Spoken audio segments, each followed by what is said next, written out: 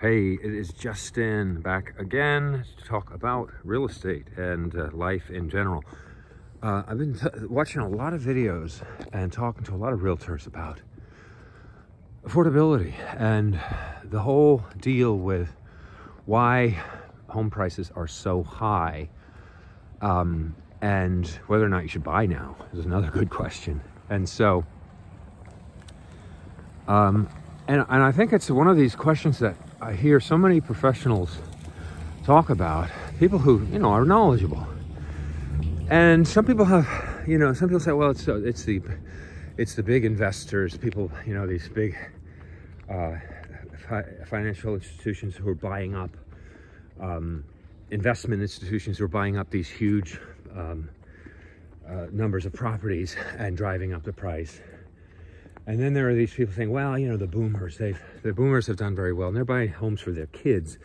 So it's kind of like a family, the family dynasty is supporting these high housing prices. And then there's a few other ones that kind of vie for attention as far as why home prices are so high. And, I think about this all the time, and I research it, and I talk to people all the time, and I'm kind of coming to this conclusion that one, house prices are they don't mean that much. Someone says, oh, I overpaid, or I got a deal. It doesn't really matter so much in the sense that, if you want a house and you can get the deed, and you own the house, right? It's your house. Then do it. If you can afford it, right? If you can't, don't, right? And it's like, well, who qualifies? Like, when is it something that you can get, and when is it something you can't get or shouldn't get? And I feel like so much of this goes back to what your grandparents or your great-grandparents would have been dealing with, where if your parents want to buy you a house and it's all cash, then you take the house. And I'm not sure you can overpay or underpay, in the sense that housing prices are based on comparables. Sometimes the comparables seem high, and sometimes the comparables seem low. But that's just what the dollar's doing, what the value of the currency is doing. So, you could say, oh God, I'm going to commit suicide. I overpaid by $100,000. I wasted $100,000. Well, that's just because the currency spiked, or the value prices, the home value spiked, which kind of means the currency spiked.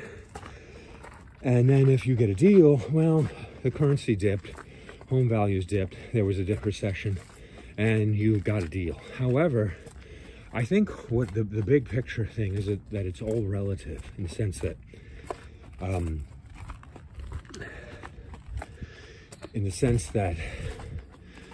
what really matters is that you own the deed to the house. You own the house, and hopefully you own it free and clear. And if you don't own it free and clear, you have a really secure job where you're not going to get laid off. And I feel like that's all that matters. The price of the house, home prices seem very high. However, when you factor in the big corporate buyers, or the big investment institutions that are buying these whole neighborhoods, and then you factor in the bank of the family, bank of mom and dad. No disrespect for people with trust funds and big inheritances, and people getting inheritances well before their parents die, because that's just how it is now. The boomers have done great, the millennials are not doing so well, and they get help from their family to buy a house, which drives up the price of houses. The other thing is, 100 years ago, people say, well, you want to buy a house? Become an attorney, become an MD. Become an engineer, become one of these basic, standard, old-fashioned things. Now you have to be a software engineer. It used to be you have to be a mechanical engineer, right, or something. But things have changed a little bit. However,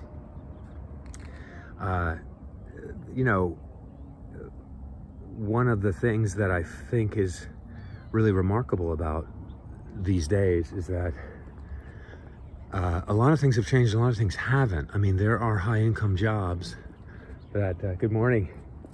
There are these high-income jobs that, you know, the same high-income jobs from 100 years ago, from 200 years ago. And you have to get one of those. And you have to get it young, and you have to stick with it for 40 years. And, you know, it's like, I don't want to do that. I want to be a writer for the entertainment industry. I want to do write for movies and well, yeah, you can do that, except you're going to have there's no guarantee, right? And you're going to have disruptions in your income, and you're going to have we have a big strike going on now, and people are taking a hit. Well, those people are not good candidates to buy a house, because they kind of wanted to, they had this ideal that they wanted to live by, and now they're paying the price, and the price is you can't buy a house. And I hate to be so blunt about it, and by the way, I'm one of those people, so I'm not making fun of anybody. I'm one of those people because I've had numerous interruptions in my income, and now I pay the price, because I don't have the momentum that you get when you work at Procter & Gamble for 40 years or 30 years, and you have this, you know, it's like snow, it accumulates, it piles up. And even if you don't make a huge income, just having uninterrupted, like, you know, be a cop, be a fireman, be a school teacher. These people don't make huge sums of money, but it's uninterrupted wealth or uninterrupted income for long periods of time. So those are things that I think are kind of missing in the whole debate about why our house is so expensive. They're not expensive if you're a software engineer, right? They're not expensive, or if you're, you know, you have to be a good one, of course. You're not expensive if you're an attorney. They're not expensive if you're an MD. They're expensive for you because you work as a writer in the entertainment industry, and you're unemployed right now. And so, yeah, of course it is. So, and I hate to say that, because again, I am one of those people. Now, I'm not a writer, but I had an idealistic kind of career that kind of went away, and it really hit me hard, and I'm, you know, still recuperating or recovering from that. So anyway, that's a lot from me. I'm going to end it now. Thanks for watching. This has been Justin, the Renegade Realtor from Coast West Real Estate, in this amazing San Gabriel Valley, San Gabriel Mountain view in the top, at the top of Sierra Madre, California. Thanks for watching. Good day.